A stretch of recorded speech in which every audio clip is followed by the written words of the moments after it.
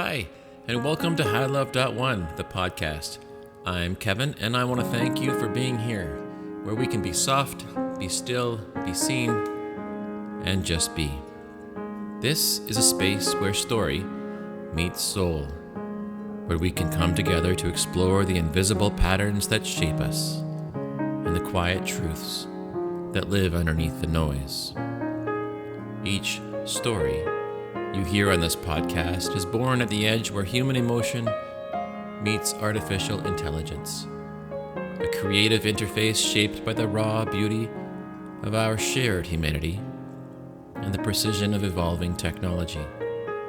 And today's story begins not in a moment of chaos, but in the stillness of a quiet home, a girl raised in silence.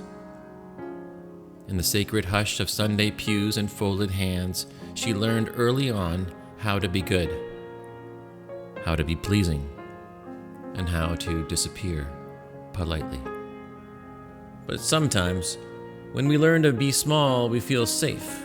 We lose the sound of our own voice. This is a story about what happens when we forget ourselves and what it takes to remember. It's about toxic relationships, yes, but more than that, it's about the parts of us that tolerate them, the soft, conditioned pieces that mistake control for love, that confuse attention with devotion, that forget that we have choice and light. Because there is a light inside you that never goes out, even if it's hidden, even if it's flickering behind years of silence, fear, or habit. It's there, waiting for you. This episode is for anyone who's ever wondered if they were the problem. For anyone who has made themselves smaller in the name of keeping peace. And for anyone who forgot their own worth and then slowly remembered. Let's begin.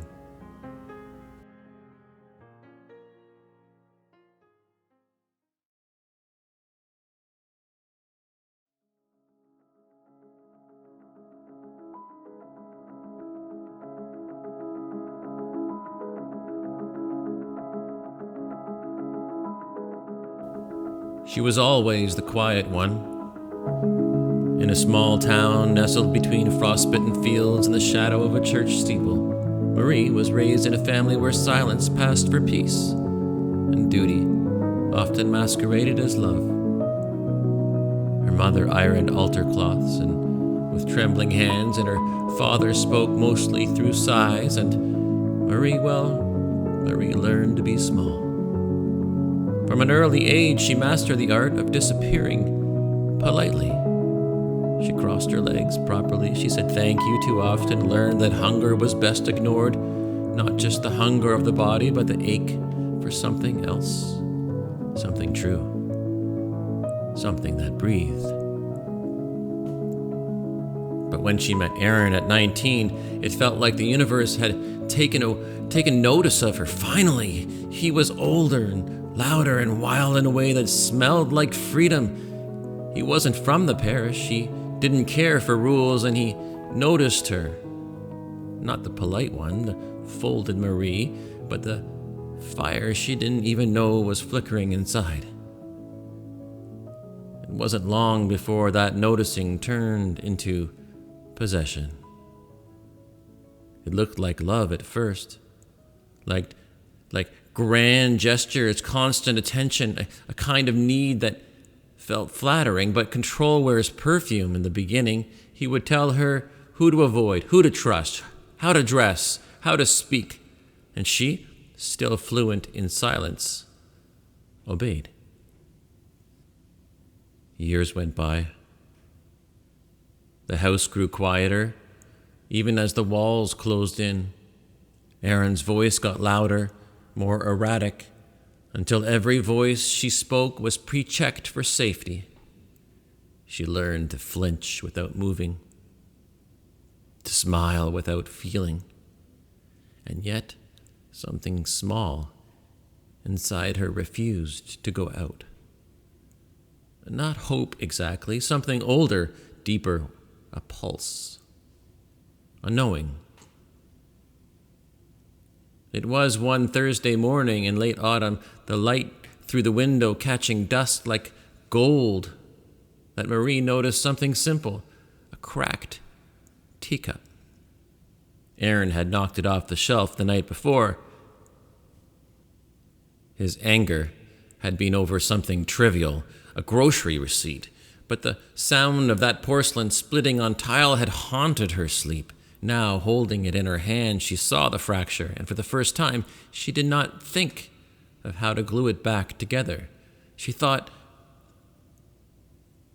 I am this cup. And I will not be repaired to suit someone else's shelf. She placed it down, sat at the table, and cried. Not from fear, but from a grief she'd never let herself feel. That was the beginning. The escape wasn't dramatic, it was slow, raw shedding. It took 2 years, therapy, secrets, a friend who answered every midnight text, a job at a local school where she helped children find their voices even as she found hers. There were relapses, of course, days when she believed she deserved what happened, days when she almost went back. But she didn't. One day, in early spring, Marie stood barefoot on the back porch of her rented bungalow and realized no one was watching her. No one was shaping her. She was free to move, to choose, and to breathe. She placed her hands on her chest and she whispered, I see you now. Because what she'd come to understand was this: the most dangerous toxicity doesn't always come from the other. It thrives in the inner ego and echo, the learned lie that says you are only as worthy as what someone else gives you. Marie had been both prisoner and guard, both wound and healer. And in that moment on that porch, she chose to be healer, not just for herself, but for others. She started sharing her story in small circles, then larger ones, not dramatic tell-alls, but soft, fierce truths. How control hides in care, how gaslighting wears down intuition, how the greatest red flag is when you stop recognizing your own reflection. She talked about the subtle forms of self-abandonment and about the moment she realized she had inherited the silence of her mother, but had the choice to speak differently. And she did. This story, it's not about villains and victims. It's about patterns. We believe in the quantum truth, of course. Every interaction is both mirror and portal. The toxic relationship we fear the most is often the one we carry, the one that tells us to shrink, to please, to endure what is not love. Marie's journey is an invitation to gently but bravely ask, what part of me is still trying to earn love instead of becoming it? Where am I silencing myself to survive something I no longer need to survive? And what would it mean today if I chose to choose myself fully? It's not about blame, it's about becoming and about meeting the moment just before with eyes open and heart steady, because healing isn't loud. It's not a scream or a slam. It's often a whisper that says, I matter, even here and even now. And that whisper, if you let it, becomes a roar.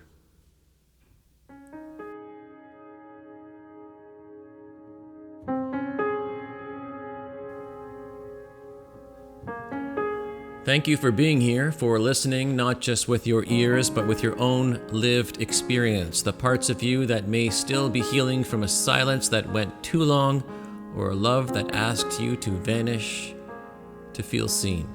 If something stirred in you during this story, a memory, a pattern, a quiet knowing, I hope you'll honor that, not by rushing to fix it, but by staying present with it.